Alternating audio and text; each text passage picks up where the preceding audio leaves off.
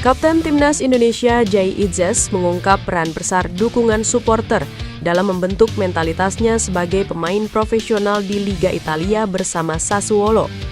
Bek andalan Garuda itu menilai energi dari para penggemar, khususnya supporter Garuda, menjadi faktor penting yang membantu Jay Itzes tampil konsisten di kompetisi level tertinggi Eropa.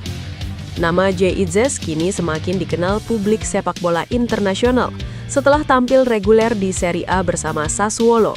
Di tengah ketatnya persaingan Liga Italia, pemain berusia 25 tahun tersebut justru merasakan tambahan motivasi dari dukungan besar yang datang dari luar lapangan, terutama dari pendukung Timnas Indonesia yang tersebar di berbagai negara.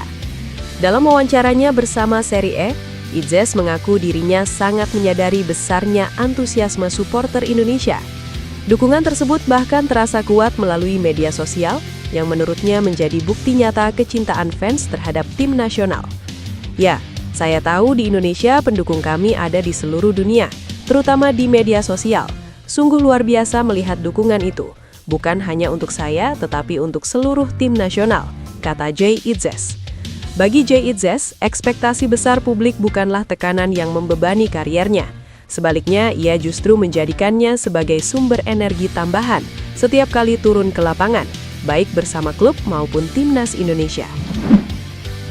Kabar mengejutkan datang untuk pelatih Timnas Indonesia John Hartman.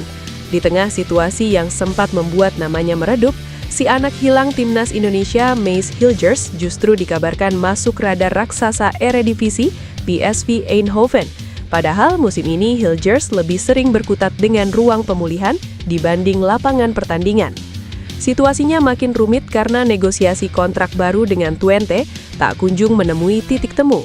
Akibat kombinasi cedera dan polemik kontrak tersebut, Hilgers praktis tak mendapat menit bermain hingga memasuki paruh kedua musim. Kontraknya sendiri baru akan berakhir pada 30 Juni 2026, yang berarti ia berpotensi hengkang secara gratis jika tak ada perpanjangan. Di saat masa depannya terlihat menggantung, media Belanda melaporkan bahwa PSV melihat Hilgers sebagai opsi menarik dengan status bebas transfer. Ia dinilai cocok dengan gaya bermain tim asuhan Peter Bosz yang mengutamakan build-up dari belakang dan back dengan distribusi bola rapi. Meski demikian, persaingan di lini belakang PSV tidak mudah. Jika benar bergabung, Hilgers harus siap berjuang keras demi mendapatkan tempat utama. Nama Luke Vickery kini mulai menarik perhatian para penggemar sepak bola di Asia Tenggara. Gelandang serang dari MacArthur FC tersebut mengungkapkan dia telah melakukan komunikasi awal dengan pelatih Timnas Indonesia John Hartman. Pernyataan itu muncul di tengah performa mengesankan Luke Vickery di Liga Domestik Australia serta AFC Champions League 2 musim ini. Dia tampil dengan konsisten sebagai pemain depan yang memiliki fleksibilitas dan produktivitas tinggi. Keberadaan Vickery dalam sorotan menjadi semakin menarik karena memiliki 3 pilihan kewarganegaraan untuk berkompetisi di level internasional, yaitu Australia, Amerika Serikat, dan Indonesia. Semua pilihan tersebut terbuka untuknya berdasarkan regulasi yang ada.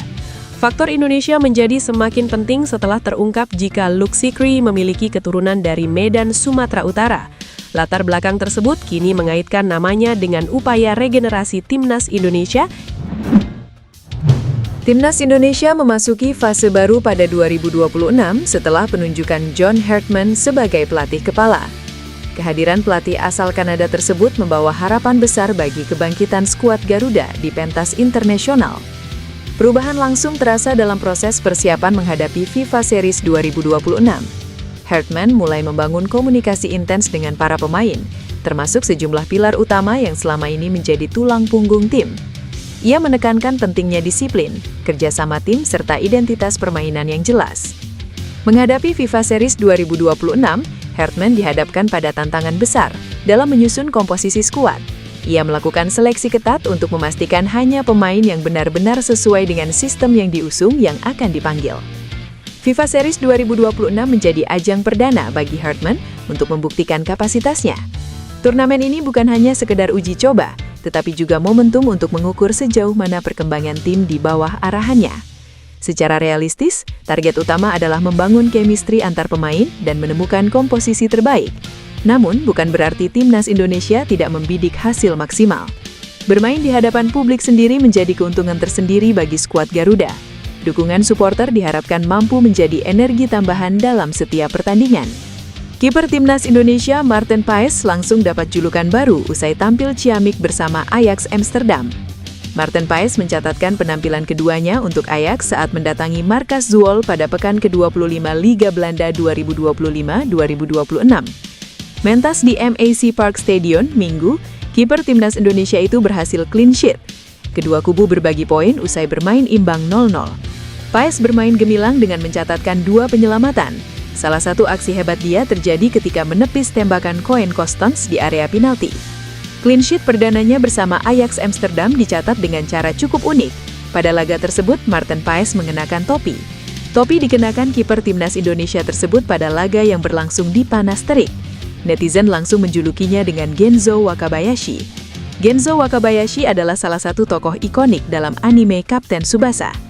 Tidak hanya warganet, akun resmi Eredivisie Indonesia pun sepakat dengan pernyataan warganet soal kiper Timnas Indonesia tersebut. Eredivisie Indonesia menjuluki Maarten Paes dengan nama Genzo Paes Bayashi. Julukan ini disematkan usai Maarten Paes dinobatkan sebagai Man of the Match dalam laga tandang lawan PEC Zwolle pekan ini. Kini, Maarten Paes sudah ditunggu oleh lawan berat bersama Ajax Amsterdam. Ajax Amsterdam bakal bertandang ke markas FC Groningen dalam lanjutan Eredivisie. Pascal Struijk dan Jayden Oosterwolde memperkuat Timnas Indonesia jika skuad Garuda menggantikan Iran di Piala Dunia 2026. Jayden Oosterwolde dan Pascal Struijk merupakan pemain berdarah Indonesia dengan profil paling tinggi saat ini. Jayden Oosterwolde saat ini berstatus fullback kiri andalan raksasa Turki Fenerbahce. Sahabat Mes Hilgers ini memiliki harga pasar mencapai 16 juta euro atau sekira 316 miliar rupiah. Pascal Struijk lebih gila lagi. Berstatus kapten salah satu klub Premier League Leeds United, harga pasar Pascal Struijk menembus 20 juta euro atau setara 396 miliar rupiah. Sayangnya, hati dua pemain ini belum terbuka untuk membela Timnas Indonesia. Baik Pascal Struijk dan Jayden Oosterwolde masih menunggu panggilan Timnas Belanda. Hati dua nama di atas bisa saja luluh jika Timnas Indonesia tiba-tiba lolos Piala Dunia 2026. Timnas Indonesia berpeluang lolos Piala Dunia 2026 menggantikan Iran, meski kansnya sangat-sangat kecil. Presiden Federasi Sepak Bola Iran, Mehdi Taj, mengatakan peluang Iran tampil di Piala Dunia 2026 sangat kecil imbas serangan Israel dan Amerika Serikat ke negara mereka.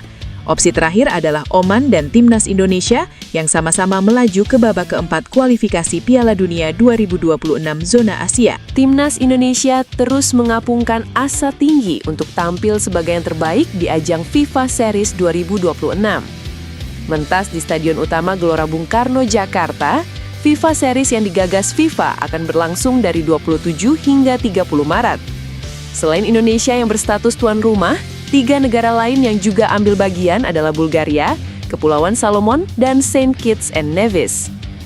Pelatih John Herdman kemungkinan besar masih akan memakai stok lama dan sejumlah pemain naturalisasi yang berkarir di Eropa bakal mengisi starting 11.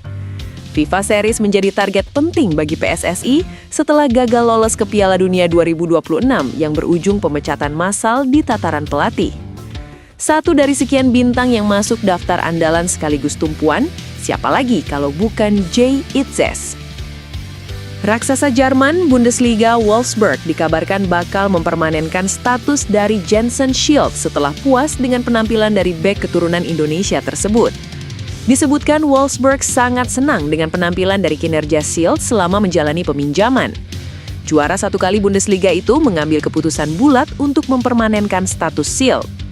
Bek berusia 22 tahun tersebut merupakan pemain pinjaman dari Sunderland yang didaratkan pada musim panas 2025.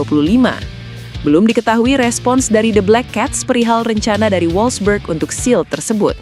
Namun yang pasti mereka sudah terlanjur jatuh hati terhadap pemain keturunan Indonesia itu yang disebut-sebut membuka peluang dinaturalisasi menjadi WNI. Jensen Schild lahir di Ede, Belanda pada 23 Mei 2003. Di usianya yang menginjak 23 tahun, Schild bermain bersama Sunderland sejak 2023. Darah Indonesia Schild didapat dari sang kakek yang berasal dari Ambon, Maluku.